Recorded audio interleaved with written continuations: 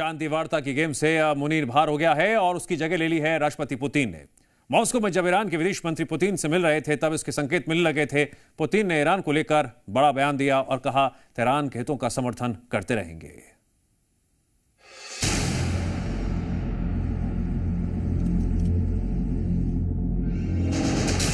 जब ईरान के विदेश मंत्री मॉस्को में रूस के राष्ट्रपति पुतिन से हाथ मिला रहे थे तब वाशिंगटन में बैठे ट्रंप इन तस्वीरों को गौर से देख रहे थे। लेकिन एक दूसरा शख्स भी था जो इन तस्वीरों को देखकर जल भुन रहा था और वो शख्स था पाकिस्तान का फील्ड मार्शल और आतंकियों का आका मुल्ला मुनीर।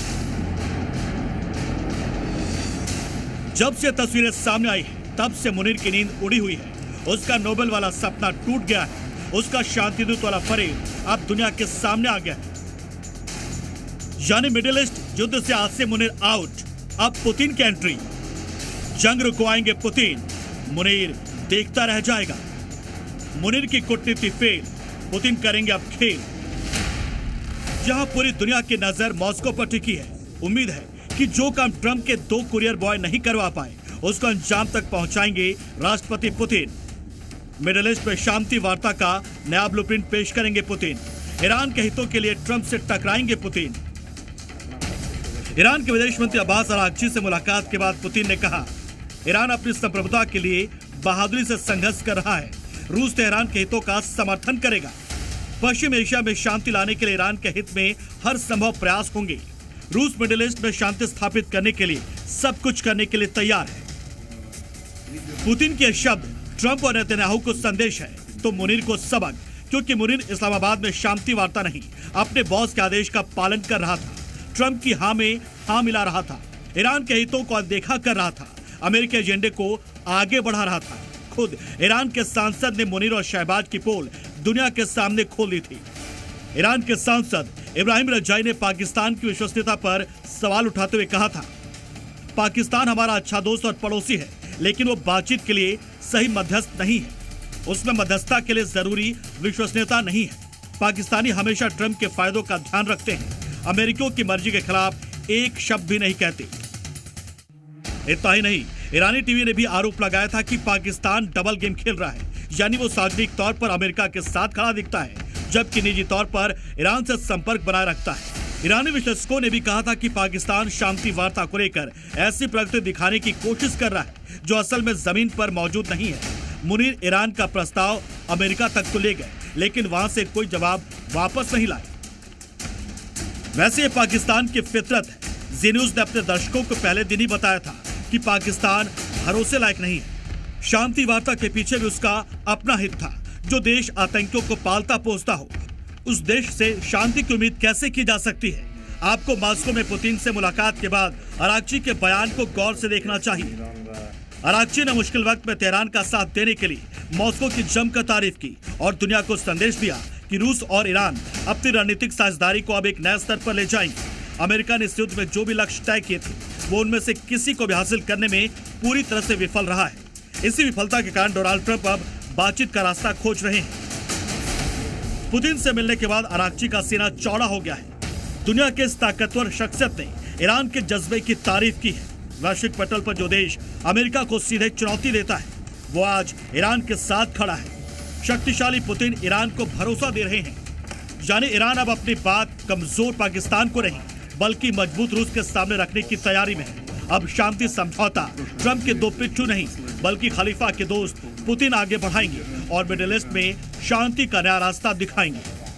ब्यूरो रिपोर्ट, जी मीडिया। तालिबान और बलूच विद्रोहियों ने पाकिस्तानी सेना की टेंशन बढ़ा दी है। पाकिस्तानी सेना के हमले में एक बच्चे की मौत के बाद तालिबान ने 6 पाकिस्तानी सैनिकों को मार गिराया। हाल ही के दिनों में टीटीपी लड़ाकों ने पाकिस्तानी सेना पर हमले तेज कर दिए हैं।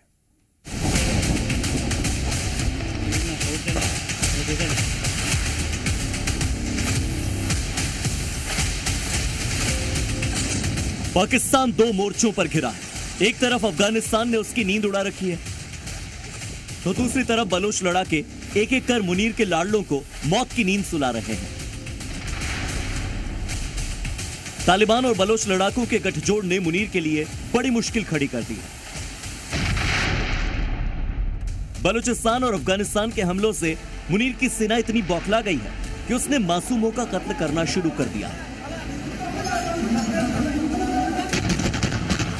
पाकिस्तान ने अफगानिस्तान के कुनार प्रांत में मोर्टार और मिसाइलों से हमला किया।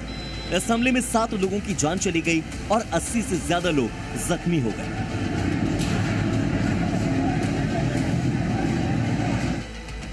मुनीर के लड़ाकों ने रिहायशी इलाकों पर अटैक किए। कई बच्चे घायल हो गए। महिलाओं को निशाना बनाया गया। पाकिस्तानी सैन्य बलों ने एक अफगान बच्चे को गोली मार दी, जिससे उस बच्चे की मौत हो गई। पाकिस्तान दावा कर रहा है कि उसने टीटीपी आतंकियों को निशाना बनाया, लेकिन सच यह है कि कुनार प्रांत में यूनिवर्सिटी में पढ़ रहे बच्चों पर मिसाइलें गिराई गई। कुनार प्रांत के अज़दाबाद में सैयद जमालुद्दीन अफगानी विश्वविद्यालय को निशाना बनाया गया।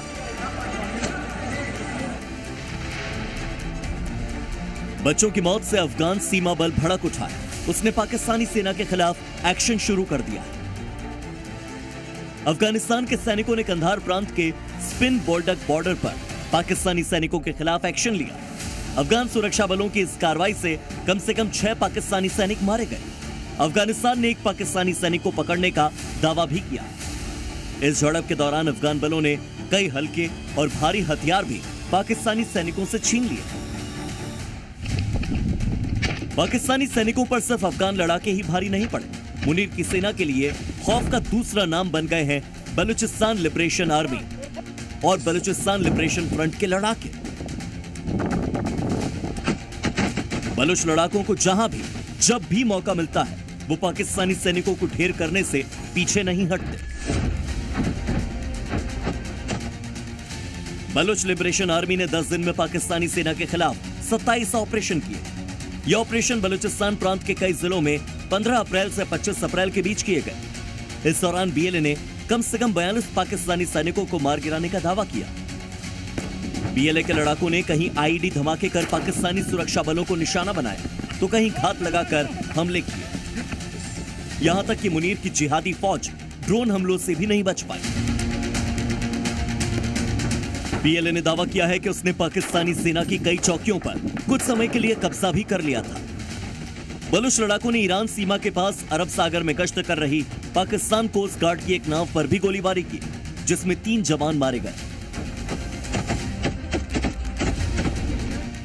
बलूचों ने पाकिस्तानी सेना के खिलाफ इसीलिए मुहिम छेड़ रखी है क्योंकि पाकिस्तानी सैनिक बलूच लोगों पर इंतहा जुल्म कर रहे हैं।